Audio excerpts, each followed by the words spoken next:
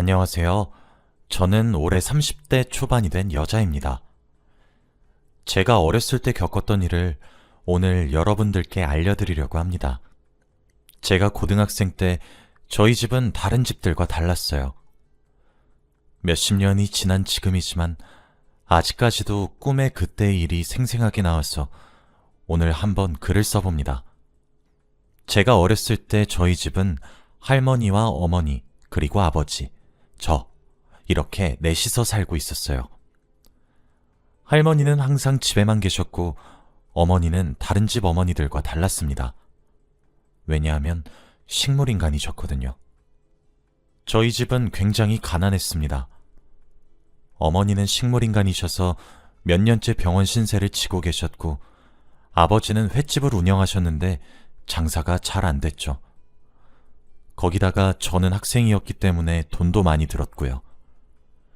집에서 돈을 버는 사람은 아버지밖에 없었습니다. 그리고 나라에서 돈도 지원해주지 않았고요. 제가 태어났을 때부터 어머니가 식물인간 상태는 아니었습니다. 원래는 다른 사람들과 똑같이 말도 잘하시고 표현도 잘하시는 활발한 어머니였죠. 세상에서 제일 친한 친구가 어머니라고 말할 정도였으니까요. 어머니 몸이 건강하셨을 때에는 아버지와 같이 돈을 벌러 다니셔서 저희 집 경제력이 평범했습니다. 어머니는 공장에서 일을 하셨고 저희 집 생계 유지를 위해 밤낮 없이 일하셨죠. 그리고 특히나 딸 사랑이 지극하셔서 제가 하고 싶은 거, 배우고 싶은 건 꼭 배우게 해주겠다고 했습니다. 그런데 하늘도 무심하시지. 어떻게 이럴 수 있나요? 그날은 평소와 다름없이 어머니의 출근길이었습니다. 항상 저와 어머니, 아버지는 셋이서 같이 현관문을 나갔어요. 저는 학교로 등교를 하고 아버지는 횟집, 그리고 어머니는 공장으로 말이죠. 그리고 큰 길에서 셋이서 갈라집니다. 그런데 그때 큰 길에서 저와 아버지에게 인사를 나누고 횡단보도를 건너는데 화물 트럭에 그만 교통사고가 나고 말았죠.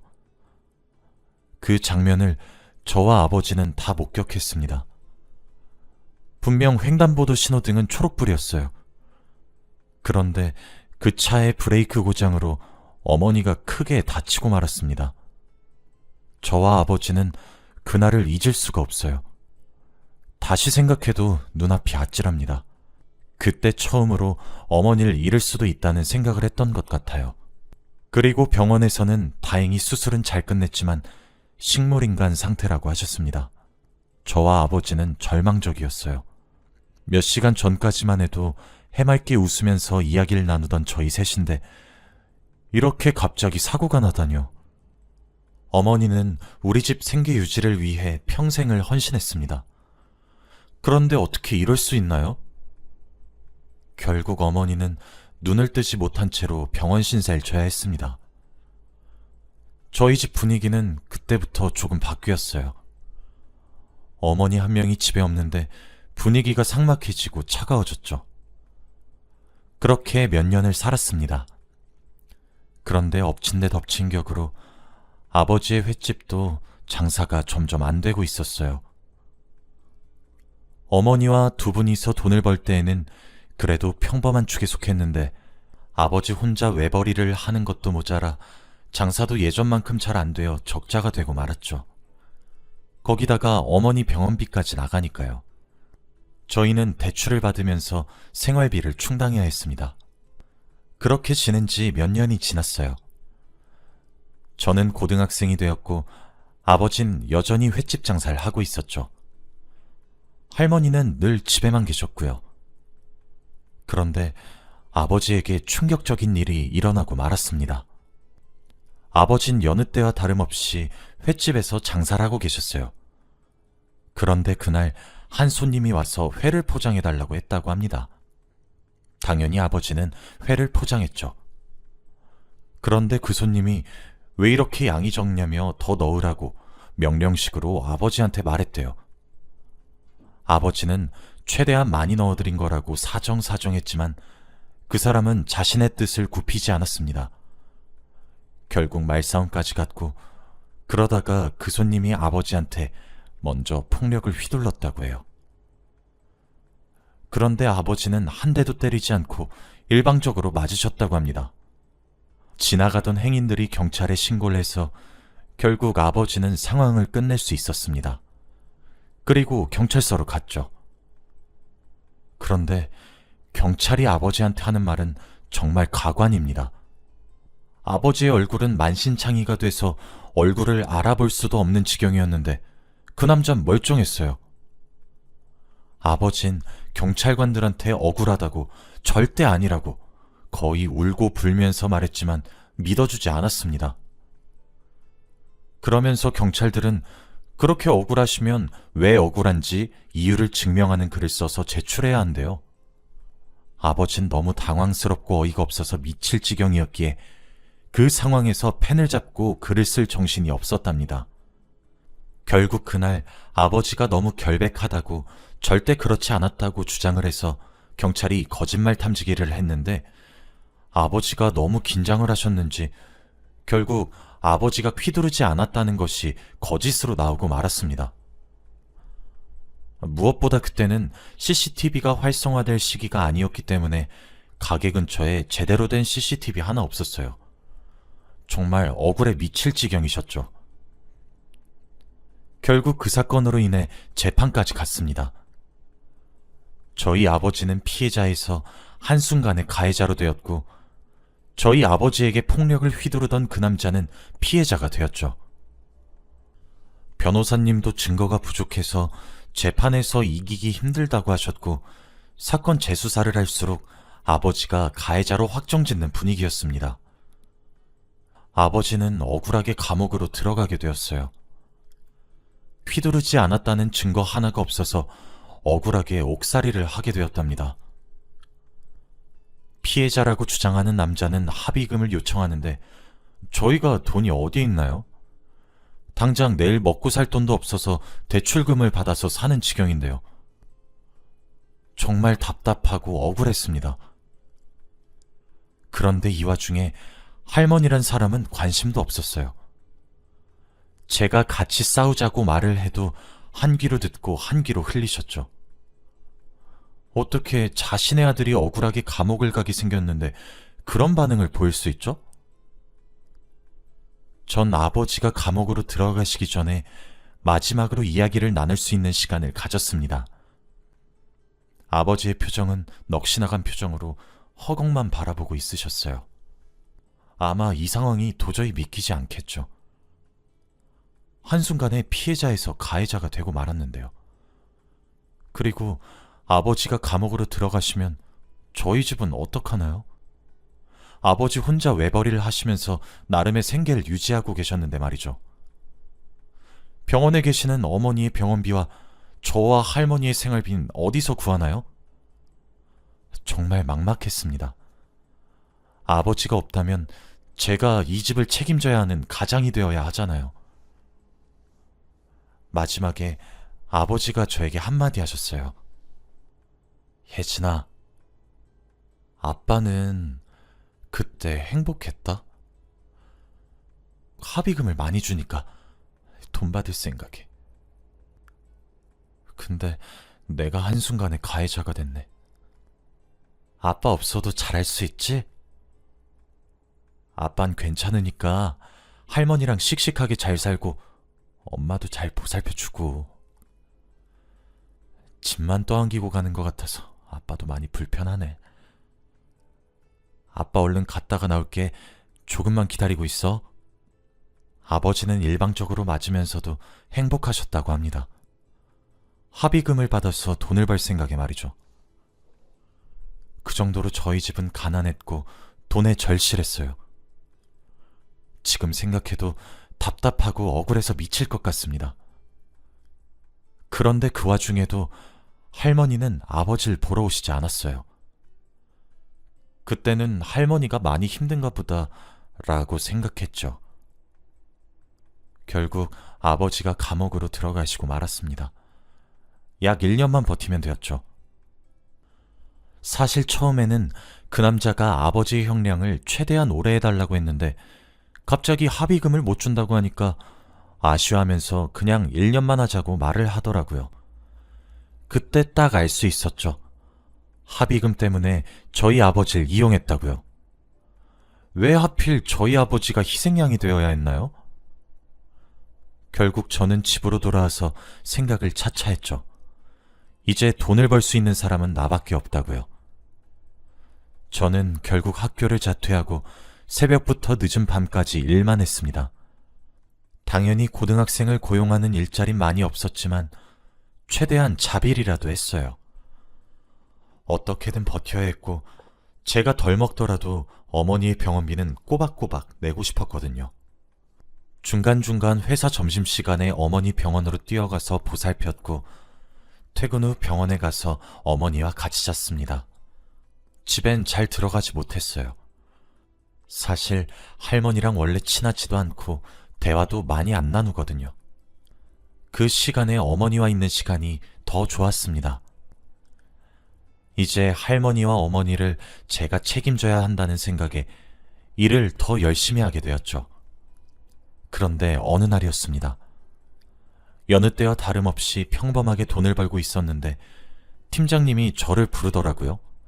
당장 병원으로 가라고 하면서 말입니다. 무슨 일이냐고 물어보니 어머니가 사망을 했대요. 갑자기 무슨 말이냐고 오늘도 어머니 병실에서 출근했다고 말을 했지만 아무 소용이 없었죠. 제가 출근하고 얼마 지나지 않아 사망했다고 합니다. 전 너무 놀라서 병원으로 뛰어갔어요. 그런데 그곳에는 할머니가 있었습니다. 전 할머니에게 따져 물었어요. 왜 갑자기 잘 살아있던 엄마가 죽은 거냐고요. 오늘 아침까지도 건강했고 의사 선생님도 상태 좋다고 계속 지켜보면 될 것 같다고 긍정적으로 말하셨는데 왜 갑자기 몇 시간 만에 엄마가 죽냐고요. 정말 병원이 터져라 울어대면서 할머니한테 말했습니다. 그런데 할머니는 오히려 덤덤했어요. 그러면서 하는 말은 정말 충격적이었습니다. 내가 네 엄마 사망 신고했다. 아주 날카롭고 단호하게 말씀하셨어요. 그럼 어머니를 죽은 사람으로 만든 게 할머니란 소리잖아요. 갑자기 왜 그랬냐고, 지금 아버지도 감옥 간 마당에 어머니까지 없는 사람으로 자라게 하고 싶냐고 화를 미친 듯이 냈지만 할머니는 아랑곳하지 않았어요. 이렇게 안 하면 내가 힘들다. 나도 먹고 살아야지. 애는 어른들 일에 관여하지 말거라. 그러면서 차갑게 저를 지나쳐갔습니다. 정말 어이가 없었죠. 화가 미친 듯이 났어요. 어머니의 병원비와 저와 할머니의 생활비를 위해 돈을 열심히 벌고 있었는데 한순간에 어머니가 죽다니요. 저는 평생을 어머니가 깨어나는 게 소원이었습니다. 그런데 저와 상의도 없이 무작위로 어머니를 사망신고를 하셨다니요. 억장이 무너졌고 할머니에 대한 분노가 미친 듯이 났습니다. 할머니가 저를 지나치면서 하는 말이 있었어요. 내가 네 엄마를 돌볼 순 없잖니? 그때 알 수 있었어요. 저희 어머니를 사망신고한 이유가 바로 할머니가 어머니를 보살펴야 할까봐였다는 것을요. 할머니의 이기적인 생각 때문에 저는 삶의 낙을 잃었습니다. 매일같이 점심시간에 어머니 얼굴 볼 생각을 하면서 병원으로 갈 때와 퇴근을 하고 병원으로 갈 때 얼마나 행복한지 몰라요. 그게 하루의 유일한 낙입니다. 그런데 어떻게 그렇게 한순간에 짓밟으실 수 있죠? 그날 처음으로 할머니를 증오하기 시작했습니다. 제 의도와는 다르게 어머니의 장례식도 진행되었어요. 아직도 제 머릿속에는 어머니가 돌아가셨다고 입력이 되지 않았는데 말이죠. 그런데 어머니 장례식 3일 동안 할머니는 절대 오시지 않았습니다. 결국 상주 자리에는 저 혼자 있었죠. 사람들이 수군대는 걸 엿들어 보니 다들 저한테 불쌍하다고 했습니다. 고등학생인데 아버지가 감옥에 갔고 어머니는 식물인간인데 제가 돈이 없어서 어머니 사망보험금 타려고 했다고요. 그리고 제가 학교를 다니지 않는 이유가 학교폭력 때문에 퇴학당했다고 했습니다. 어떻게 사람들은 자신이 믿고 싶은 것만 믿는 걸까요? 아버지는 찌른 적도 없고 저는 어머니의 사망보험금 때문에 제가 먼저 어머니를 사망신고한 적도 당연히 없고, 무엇보다 저는 집안의 생계를 유지하기 위해서 돈을 벌기 위해 자퇴를 한 겁니다. 그런데 사람들은 와전된 소문을 믿고 있는 거죠. 한 사람 한 사람한테 찾아가서 그거 아니라고 해명할 힘조차 없었습니다. 어차피 해명해도 결국 그 사람들은 다시 돌아오게 되어 있다고 생각했거든요. 그렇게 어머니의 장례식이 끝나고 저는 집으로 돌아왔어요. 정말 하루가 너무 길었습니다. 어머니가 없으니 돈도 벌기 싫더라고요. 집에는 할머니도 없었고요. 집에는 아직 어머니의 온기가 가득했습니다. 아직 짐 정리를 하지 않았거든요. 죽은 사람은 얼른 보내줘야 한다고 하는데 저는 차마 어머니를 보내주지 못하겠습니다. 마음가짐도 제대로 한 적이 없는데 이렇게 하루아침에 어머니가 사라지셨잖아요.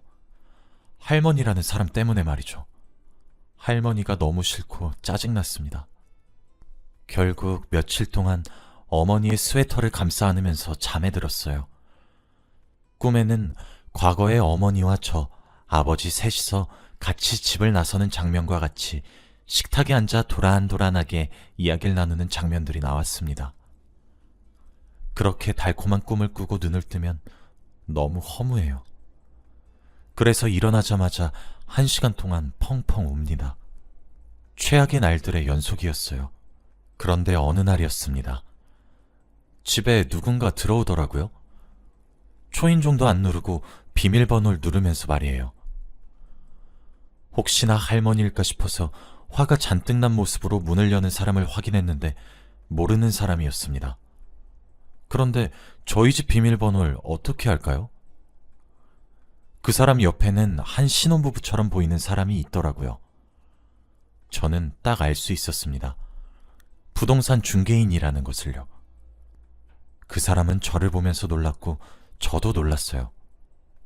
그러면서 여기 집주인이 방 다 뺐다고 했는데? 학생, 여기 집주인 보증금까지 다 빼서 나갔어요. 여기 이번 주에 세입자 들어오니까 당장 집 나가야 해요. 라고 하더라고요. 아마 저희 집 보증금을 가지고 간 집주인은 바로 할머니겠죠. 할머니는 끝까지 최악이었습니다. 저는 오늘 안에 짐 빼겠다고 약속한 뒤 대충 가져갈 짐을 챙겼어요. 아버지의 여벌옷과 어머니의 채취가 가득 담긴 옷, 그리고 제가 입을 옷만요. 그리고 제가 한때 열심히 모아두었던 통장까지 말이죠. 그런데 어머니 옷을 찾다가 옷장에서 한 서류를 발견했어요. 되게 어려워 보이는 서류였는데 그건 오래된 아버지의 입양 서류였습니다. 정말 충격적이었어요. 색이 바래져서 잘 안 보이긴 했지만 아버지가 입양이 되었다는 것은 확실했습니다. 그럼 할머니가 아버지의 친엄마가 아니란 소리잖아요. 정말 충격을 받았습니다. 그래서 아버지가 감옥을 가는 당일날까지도 한마디도 하지 않으신 거죠. 아버지도 아마 눈치를 채고 계셨던 것 같아요. 그리고 무엇보다 친아들이 아니니 손녀인 저한테도 더욱 정이 없으셨겠죠. 드디어 모든 퍼즐이 맞추어졌습니다. 저는 그 서류도 가방에 넣어서 나갔어요. 그리고 외딴 곳으로 갔습니다. 사람이 거의 없는 곳으로 말이죠. 아무도 저를 모르는 곳으로 가서 일을 시작했습니다. 딱 아버지가 출소할 때까지 말이에요. 저와 아버지는 편지를 자주 주고받았습니다. 무슨 일이 있었고 어디서 어떻게 살고 있는지 말이에요. 다행히도 제가 살고 있는 곳에는 친절한 분들이 너무 많아서 살기 편안합니다. 그렇게 1년 동안 돈만 벌면서 살았어요. 아버지가 출소하고 난 뒤 이제는 조금 편안하게 사시라고 호강시켜드리고 싶었거든요. 그렇게 오랜 기다림 끝에 아버지가 출소하셨습니다. 제가 알려드린 주소로 오셨고 저희는 서로를 마주하자마자 끌어안고 펑펑 울었죠. 이제 고생 끝났다고 말이에요. 아버지의 품이 너무 그리웠고 솔직히 힘들었습니다.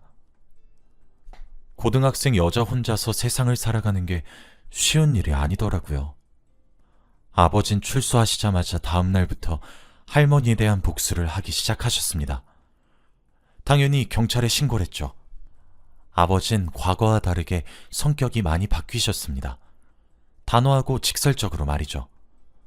물론 저한테는 예전과 같으십니다. 아버지는 감옥에서 복수 계획을 다 세워왔다며 일사천리로 일을 마무리하셨어요. 그리고 며칠 뒤 경찰을 통해 숨어 지내시던 할머니를 찾을 수 있었고 저희는 고소했습니다. 그리고 절대 합의해주지 않았어요. 멀쩡히 살아있는 저희 어머니를 사망신고를 해버렸는데 이 정도 죗값은 받아야죠. 결국 저와 아버지는 한 달 만에 할머니에게 복수를 성공했고 지금은 어머니가 뿌려져 있는 강 근처로 이사를 했어요.